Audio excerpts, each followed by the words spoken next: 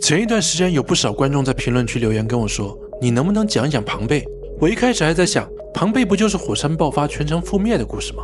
這個故事好像很多人都講過了。但我在整理近2年的考古資料時，發現一件事，龐貝真正值得被反覆講的，並不是它的結局，而是它的結束方式。這一期你看到的不是災難獵奇，而是一次對文明是如何被突然終止的拆解。而在這一期影片的最後，我會把這種突然終止的感覺直接對照在我們今天的城市身上。首先，讓我們先從那一天開始說起。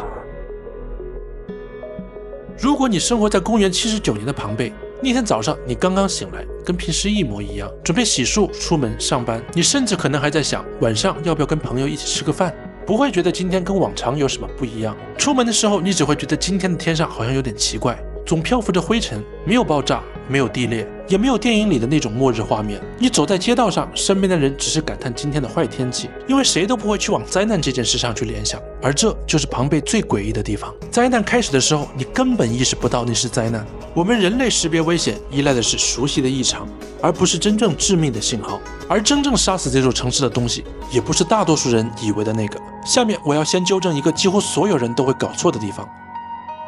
一提到龐貝，很多人第一反應就是被岩漿淹沒的城市，但真相是岩漿幾乎沒有進城。真正致命的東西叫火山碎屑流，你可以把它想象成一团溫度極高、速度極快的空氣，裡面夾雜着火山灰、碎石、毒氣。這股空氣直接衝進城市，它過來的速度極快，你根本來不及逃跑。很多人甚至沒有意識到發生了什麼，一切就結束了。很多災難的致命點不是強度有多大，而是留給人們反應的时间幾乎為零。但說實話，這還不是龐貝最讓人不舒服的地方。真正讓人起雞皮疙瘩的是它後來留下來的樣子。如果龐貝只是一片廢墟，它不會那麼讓人難受。真正奇怪的是，它太像是一座還有人生活的城市。酒館裡還沒有喝完的酒，麵包店裡還有剛用過的爐子，牆壁上全是吐槽、廣告、情話。你走在裡面不會覺得這是古代遺址，更像是人剛剛走開沒有多久。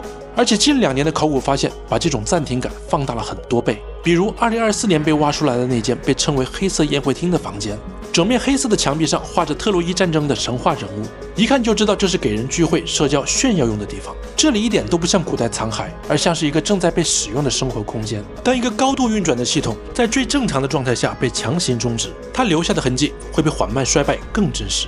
而你在博物館裡看到的那些人形遺體，其實也並不像你想象中的那樣。接下來，我要被一個誤解了2000年的畫面澄清一下。博物館裡那些很有衝擊力的人形遺體，嚴格來說不是人被火山灰直接包成那樣的。火山灰先把人埋住，後來身體在裡面腐爛消失，留下一個中空的空腔。考古學家发现以後，再往裡面灌石膏進行倒模。你現在看到的是那個火山灰下空腔的樣子，所以它並不是死亡瞬間定格的畫面，而是死亡留下的位置。也正因為是這樣，很多姿態才被過度解讀，甚至編出各種故事。人類很容易把視覺結果誤當成真實的過程。但比姿勢更重要的問題是，為什麼龐貝能保存得這麼完整？我們說一場災難，第一反應都是破壞，但龐貝卻很反直覺。火山灰在毀掉城市的同時，也把它整個封住了，空氣進不來，水進不來，後來的人也沒有辦法進去修繕，它就像被整個打包封存起來一樣。這也是為什麼龐貝不像其他的古城那樣被反覆的重建和覆蓋，而是它被原樣留了下來。所以毀滅和保存有時候只是同一件事情的2個結果。而這2年的發現，直接把龐貝還原成了當時那個還在運轉中的城市。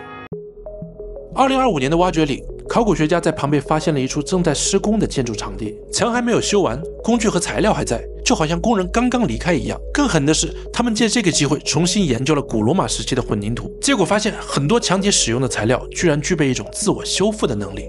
裂縫出現後，只要有水滲進去，反而會重新形成結晶，把裂縫堵住。也就是說，2000年前的人在材料層面就已經在考慮一件事情，那就是這棟建築在輕微受損之後能不能自己恢復。一個文明是否脆弱，並不取決於技術是否先進，而取決於它是否有應對突發終止的餘地。你慢慢會發現，龐貝不只是留下了死亡，它留下的是一個運轉得十分成熟的城市系統，而這裡才是最讓人不安的地方，因為它會直接把你帶回現實。所以我們現在再回頭看龐貝，它不像是文明滅亡，更像是某一刻一切都正常的要命，然後突然暫停了。它就像地球給人類做的一次演示。真正值得警惕的不是末日會不會來，而是我們是否過度的相信明天一定會繼續。如果下一次發生的不是在公元79年，而是在今天，你覺得你所在的城市會比龐貝更安全嗎？如果有那一天，我們也像往常一樣起床、洗漱、準備上班，然後世界突然按下了暫停鍵，那你覺得自己會留下些什麼呢？